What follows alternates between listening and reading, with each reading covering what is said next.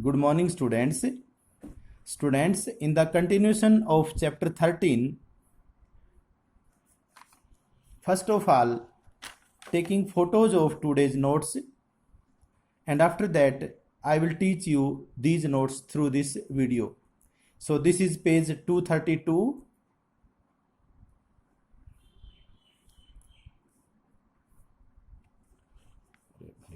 Page 32.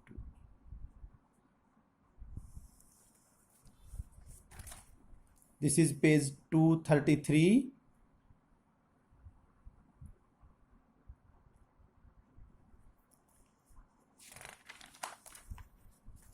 This is page 234.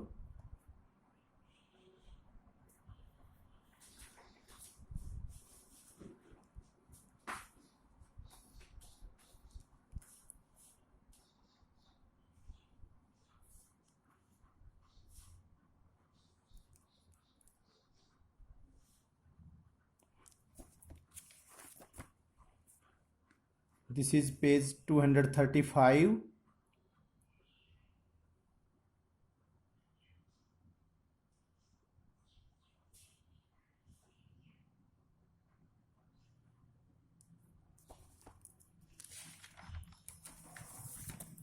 This is page 236.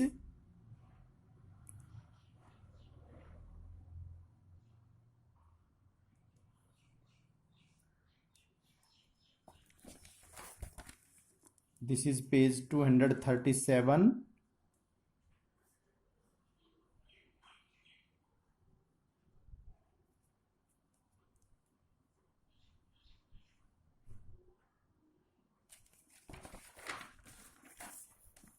And last is page 238.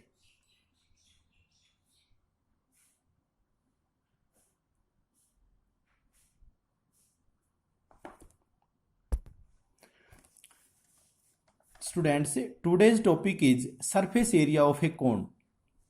So students, cone के surface area में first of all you know very well about a cone. Cone is a funnel. Example of cone is a funnel and a joker's cap, etc. So students, suppose this is a cone. This is a cone. This is a cone. So this area is known as its curved surface area. चारों तरफ का area curved surface area. सो हम कोण के curved surface area का formula कैसे derivative करेंगे इसके बारे में देखेंगे. स्टूडेंट, सबसे पहले इस कोण को ऐसे हम काट लेंगे. ये क्या है? कोण की स्लैंट हाइट.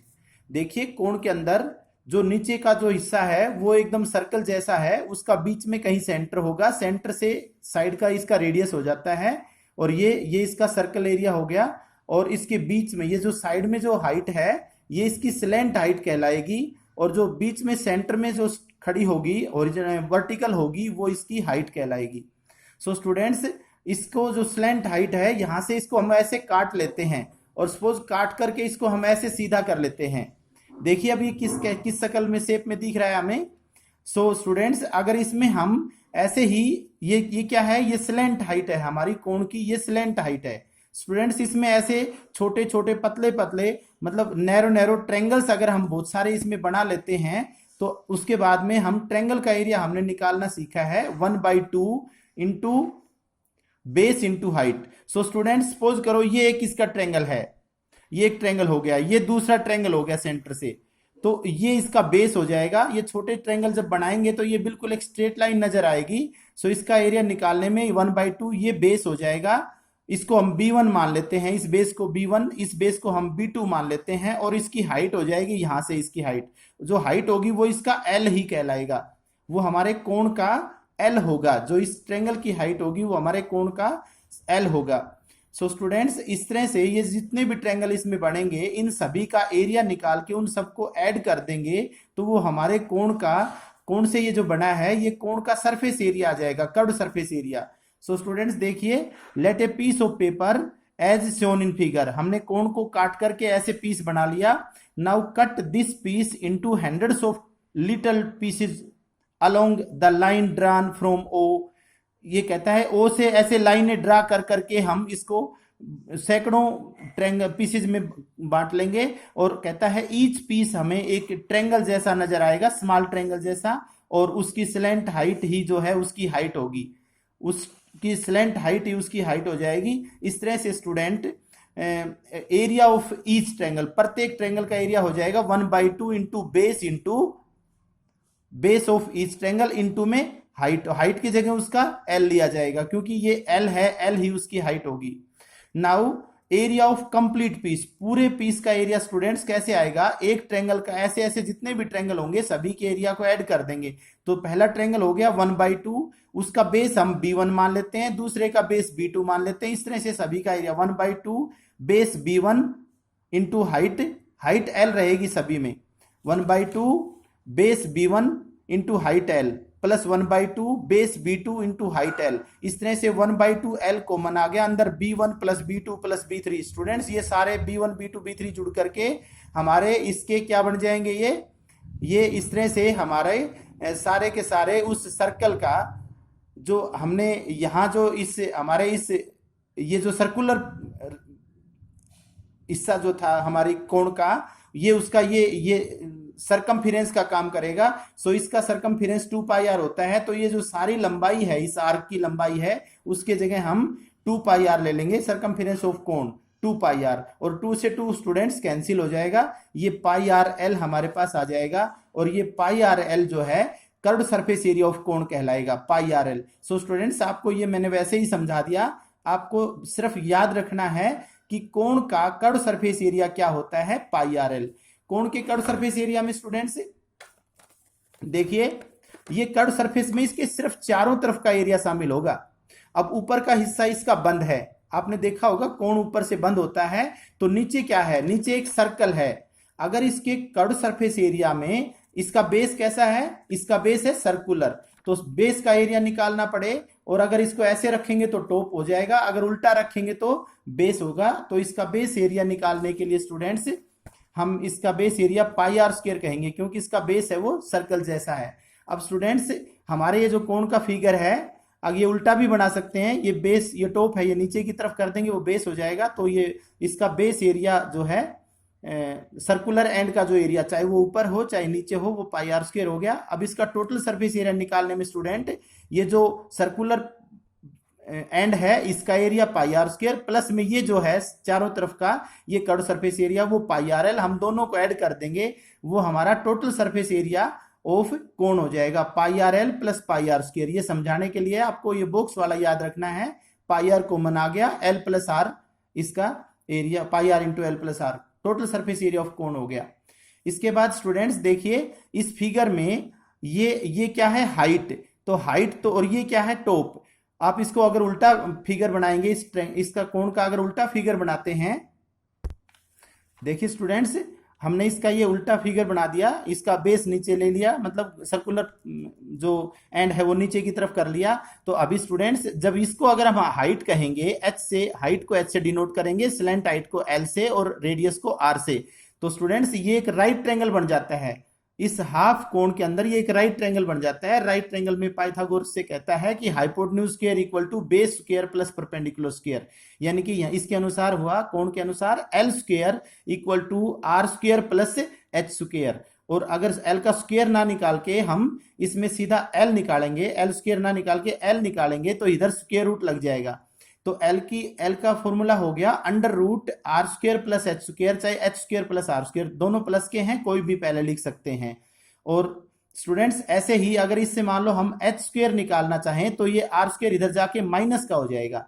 तो देखिए यहाँ पर ये h² equal to l² minus r², और स्क्वायर की बजाय अगर h निकालेंगे तो इधर अंडर लगा देंगे, h is equal to √l² minus r²। ऐसे अगर r निकालना हो तो h² इधर आके माइनस का हो जाएगा, तो r निकालने के लिए अंडर लग जाएगा l² माइनस r²। हमने यहाँ पर स्क्वायर नहीं लगाया इसलिए इधर अंडर लगा लिया।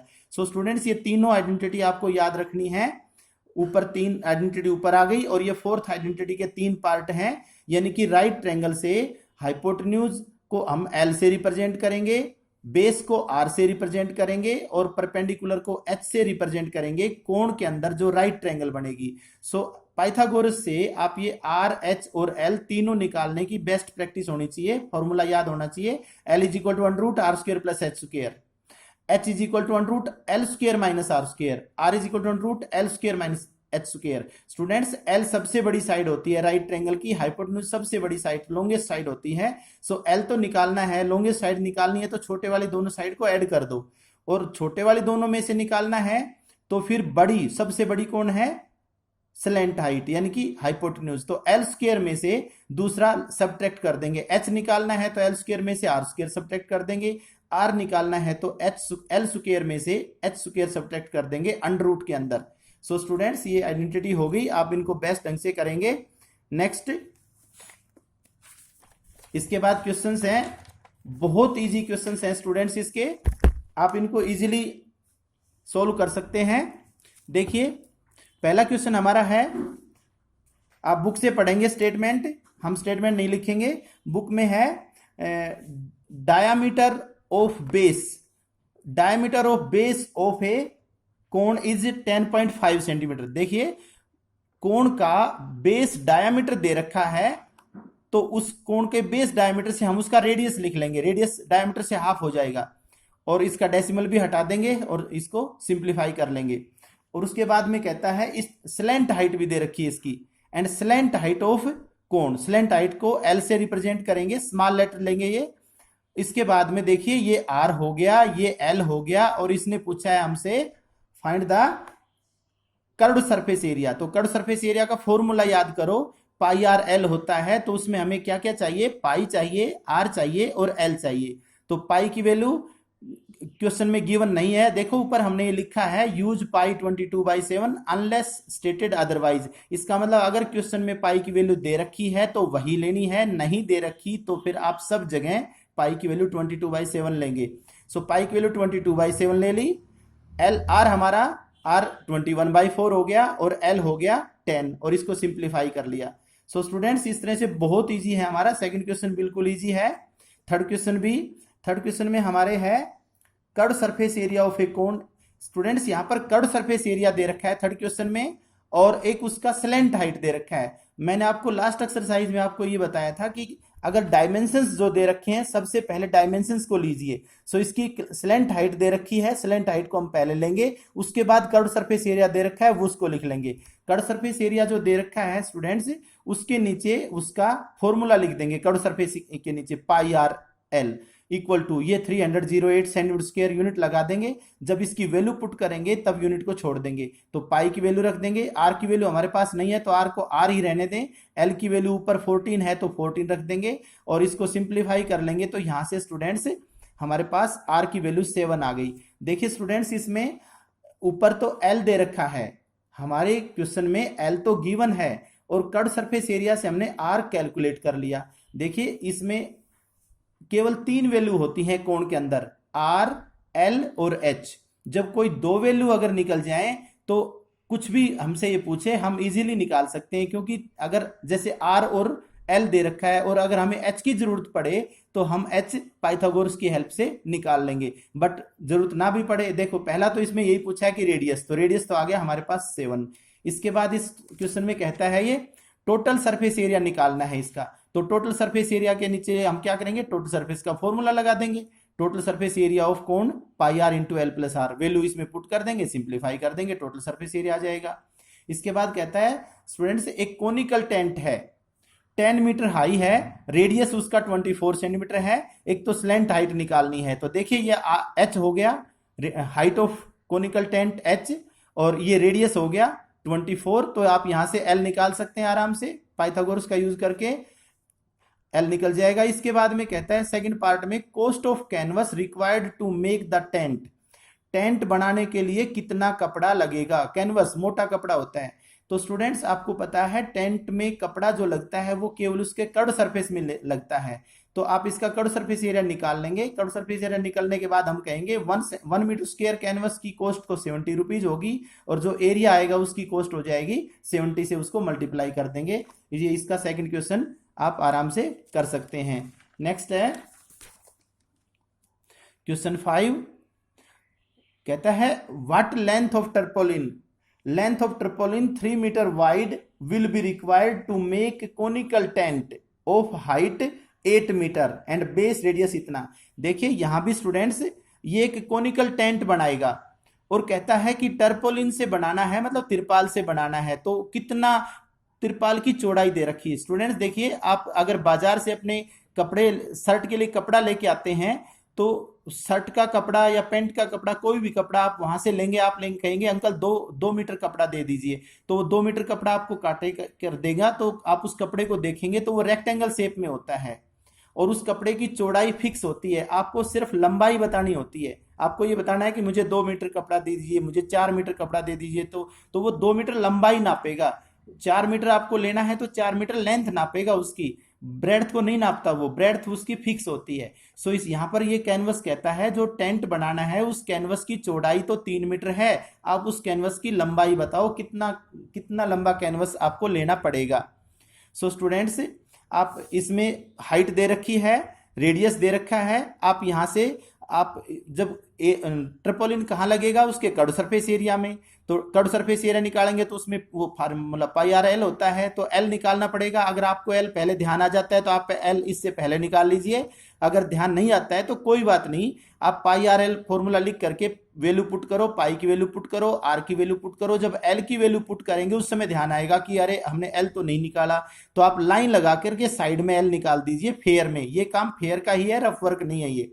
तो एल निकल जाएगा, ये अब इसके बाद इसमें एल की वैल्यू पुट कर देंगे। ये हमारा क्या आ गया, ये एरिया ऑफ ट्रिपोलिन रिक्वायर्ड, ये ट्रिपोलिन का एरिया आ गया।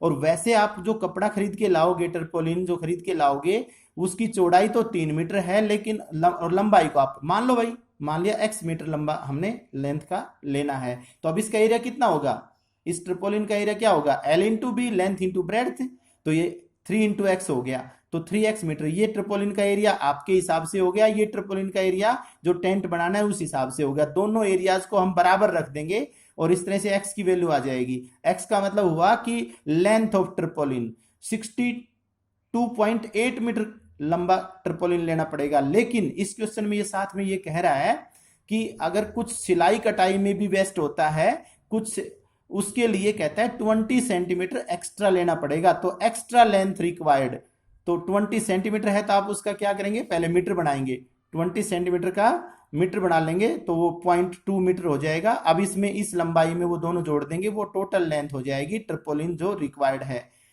सो स्टूडेंट्स नेक्स्ट,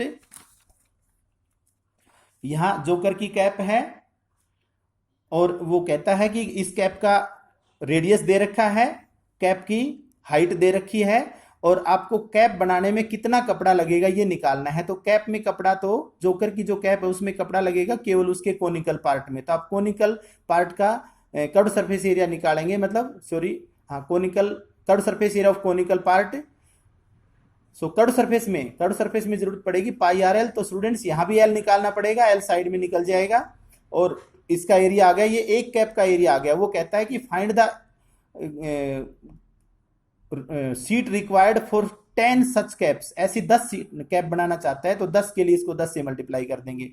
इसके बाद स्टूडेंट्स क्वेश्चन है हमारे पास, बस स्टैंड को रोड से अलग करने के लिए कुछ कोनिकल कार्डबोर्ड से होलो कोन बनाने हैं और उनमें कहता है कि उसका डायमीटर दे रखा है तो हम रेडियस लिख देंगे, कोन का रेडियस लिख देंगे। उसके बाद उसकी हाइट भी दे रखी है 1 मीटर, हमने इसको मीटर में बदल दिया क्योंकि जो लास्ट में रिक्वायरमेंट है, कॉस्ट जो है, जो कार्डबोर्ड परचेज करेंगे उसकी कॉस्ट है वो मीटर के हिसाब से दे रखी है, तो हम इसको मीटर में बदल लेंगे और ये हाइट है ये मीटर में है। तो अब यहां से देखिए उसमें जो कार्डबोर्ड लगेगा कोण के अंदर वो उसके कर्व सरफेस में लगेगा। तो कर्व सरफेस एरिया निकालने में स्टूडेंट्स पाई आर एल के हिसाब से आर और एल चाहिए, जबकि हमारे पास आर है और ये एल है, बिल्कुल सही है। तो आप इसका कर्व सरफेस एरिया, ये एच है सॉरी, तो कर्व सरफेस एरिया के लिए पहले एल निकाल लेंगे, ध्यान आ गया तो पहले निकाल लेंगे, नहीं तो वहां जरूरत पड़ेगी वहां साइड में निकाल लेंगे। ये एल निकलने के बाद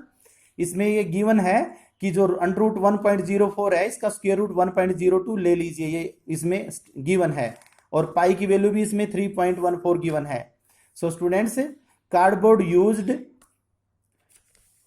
cardboard used in one hollow cone, एक होलो कोन में कितना कार्डबोर्ड लगेगा, उसके कर्ड सरफेस एरिया के बराबर, तो कर्ड सरफेस एरिया निकाल दिया। और कहता है ऐसी ऐसी 50 होलो कोन्स बनानी है, तो area of cardboard used in 50 hollow cones, तो उसको 50 से, इसमें मल्टीप्लाई करने की जरूरत नहीं है, ऐसे रख लें, इसको 50 से मल्टीप्लाई कर देंगे, अब आराम से कुछ कट जाएगा। ये हमारा एरिया आ गया 50 होलो कोन्स के लिए जितना कार्डबोर्ड चाहिए। अब इस कार्डबोर्ड को परचेज करना है तो कॉस्ट बताएंगे, कॉस्ट ऑफ सॉरी परचेज नहीं, पेंटिंग करना है इसको, जितना कार्डबोर्ड लगेगा 50 कोन्स में उसको पेंट करना है, उनके कर्ड सरफेस एरिया को पेंट करना है। तो जितना उनका कर्ड सरफेस एरिया बनेगा 50 कोन्स का, उतना ही पेंट करना पड़ेगा, तो इतना कार्डबोर्ड परचेज करना पड़ेगा 50 कोन्स बनाने के लिए। अब कहेंगे cost of painting 1 metre square, 1 metre square area को पेंट करने में 12 रुपीज का कॉस्ट आता है, तो इस एरिया को पेंट करने में कितना एक्सपेंडिचर आएगा, इसको इससे मल्टीप्लाई कर देंगे, ये रुपीज आ जाएगा, अप्रोक्सी ले लेंगे, पैसे 2 अंकों तक होते हैं, तो तीसरा अंक हमारा 5 या 5 से बड़ा है, दूसरे को 1 बढ़ा दो, उसको छोड़ दो। सो स्टूडेंट्स, इसका बेस्ट प्रिपरेशन करना है आपको। Okay, thanks.